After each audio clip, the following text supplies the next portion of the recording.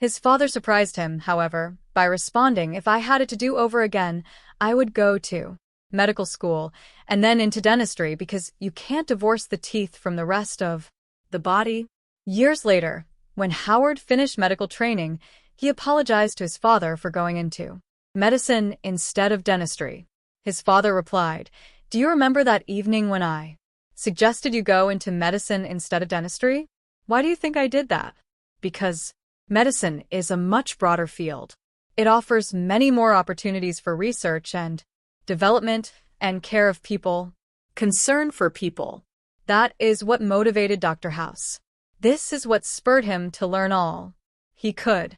At the close of his medical education, as Howard was being drawn towards a specialty in eyes, ears, nose, and throat, his father asked him, "Howard, is there anyone in this country that knows more about eyes, ears, noses, and throats than you do?" Howard had to say, "Of course." His father said, "There will never be a better time than now to visit each one of those doctors and see what motivated him, what made him the man he is today." So, in 1937, he set out for Stockholm, Sweden, to see for the very first time a new operation to restore hearing, performed by a Professor Holmgren. When Howard House saw this remarkable surgery, he decided at that moment that it's much more important to create a sense of hearing for a Perron, who is hard of hearing, than to give him a better-looking nose. Since then, he has performed more than 32,000 ear surgeries. And, along with his brother Bill, he has developed an implant of minute wires that restores hearing after otosclerosis, a progressive hearing loss disease.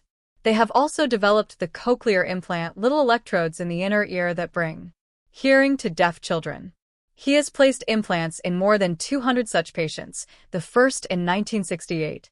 He recalled, "To me, the joy he felt recently when, for the first time, he did an implant on a 3-year-old child. Just to watch this child delight with hearing for the first time, sounds lost because of meningitis when she was 1.5 years old. She loves the sounds.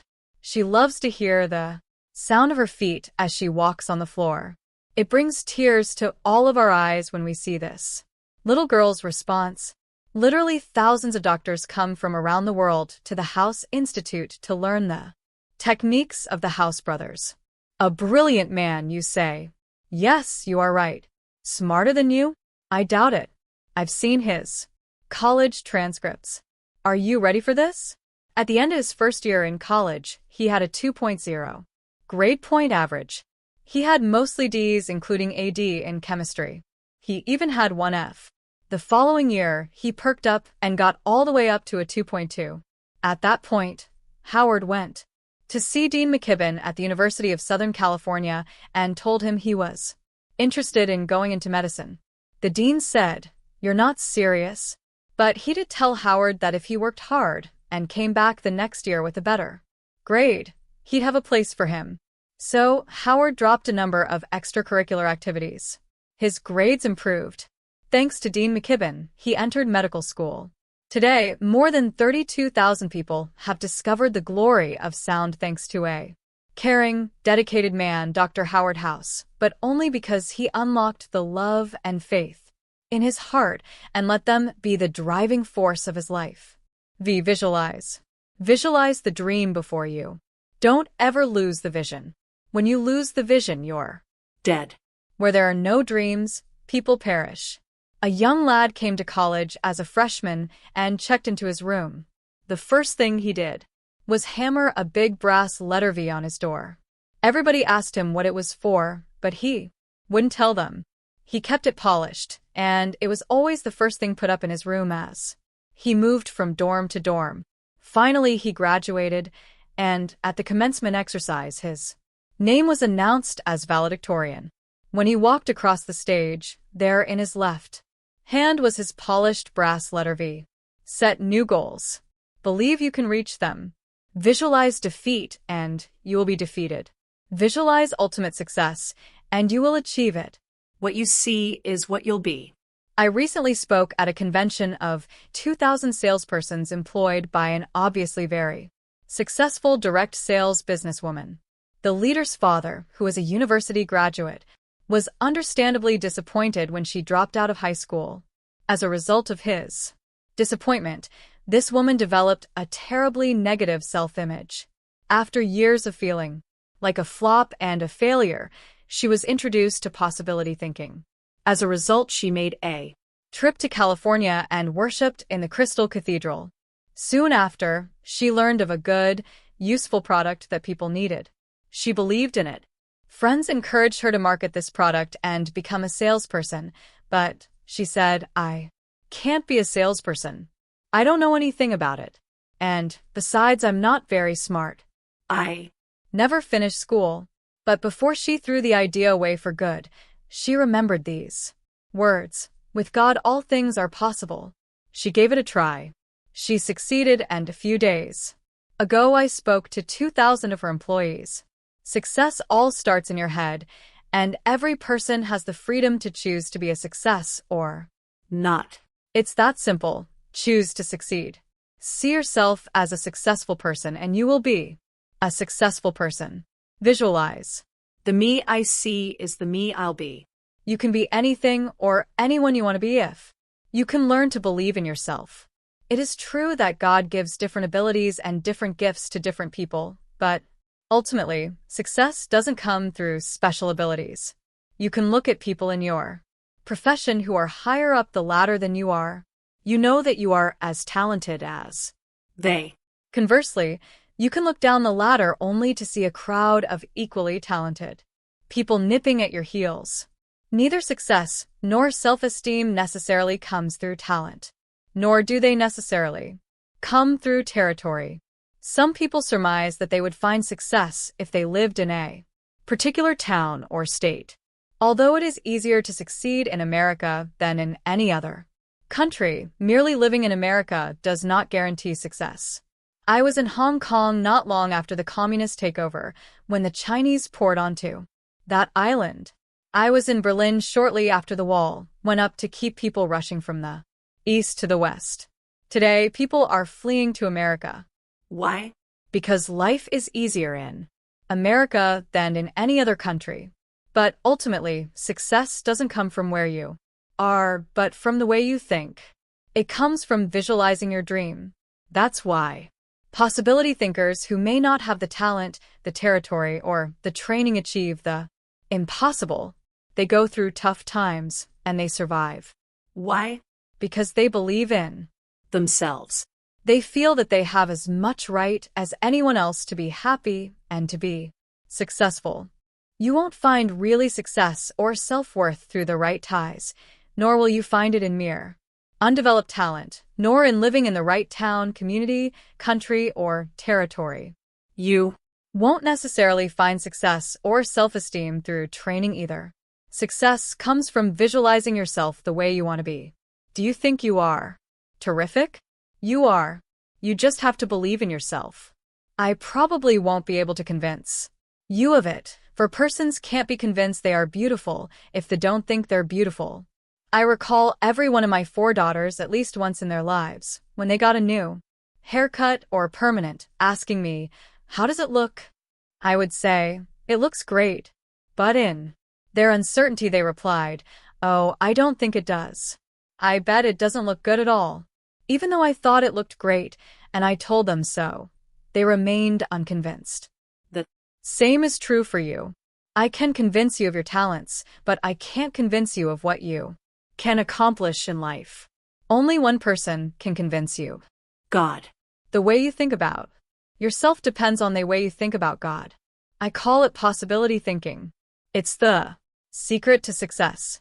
Why is it so powerful? It's powerful because of what it does for you. It tells you that you are potentially as smart and inherently successful as any other person. How do you visualize yourself? The me I see is the me I'll be. I want you to ask yourself this question: what new goals would I set for myself if I could be sure that I would succeed? Think about it, pray about it, and get ready to act on it. Paul said it, "I can do all things through Christ who strengthens me." Phil 4:13. Where do I get my dreams? Why, from Jesus Christ.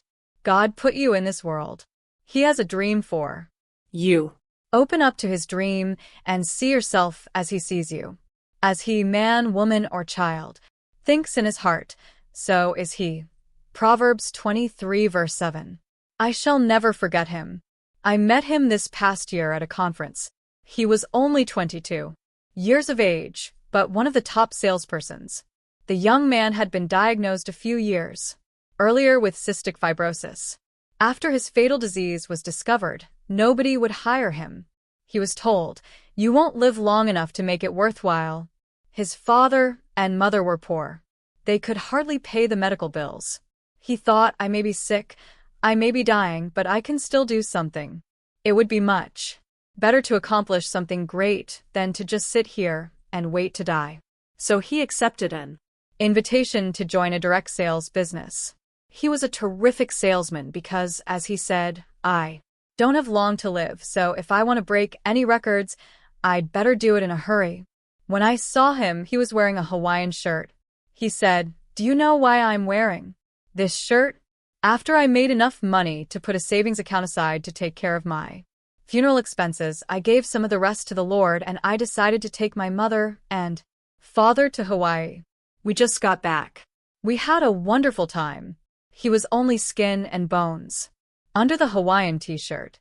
He's no longer with us. But boy, he's really alive now, for he knew the Lord. The me I see is the me I'll be. How do you see yourself? There are too many people today who are suffering from an inferiority complex. There are several factors in our society that could contribute to it. Too many rely on these factors as excuses for not being all that they could be. Others are hurt and they say, "What's the point of trying just to get knocked down again?" But some people have learned to rise above the blows that life has dealt them. They discover that they are somebody special, regardless of what others say or how they are treated. They keep proving the truth of this book. Tough time never lasts, but tough people do. I think of the woman who emigrated from Mexico to the United States with her husband and children. On their way to paradise at the border in El Paso, Texas, her husband deserted her, leaving her stranded with the children. A divorcee, 22 years of age with 2 kids, she was poverty-stricken. With the few dollars in her pocket, she bought bus tickets to California. There she was sure she could find work. She did find a job, an awful job, working from midnight until 6 o'clock in the morning, making tacos. She earned only a few dollars, but she ate meagerly and saved a dime from every dollar she earned. Why did she save? She saved because she was visualizing a dream. She wanted to own a taco shop. One day she took the few dollars she'd managed to save, went to a banker, and said, "There's a little place I'd like to buy. If you'd loan me a few $1,000s, I can have my own taco shop." The banker, impressed by her, decided to take a chance and loaned her the money. She was 25 years old and the owner of a little taco shop.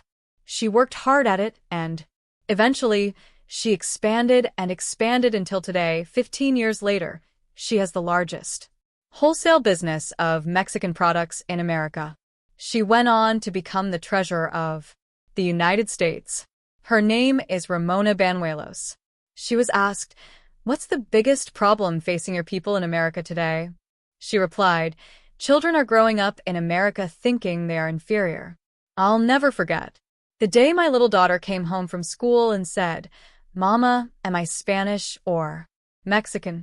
When I said, "You're Mexican," her face dropped. She was so depressed. She said, "I wish I were Spanish." When I wanted to know why it mattered, she answered, "Because the Spanish people are very smart and Mexicans aren't." Ramona Banuelos said, "That not true.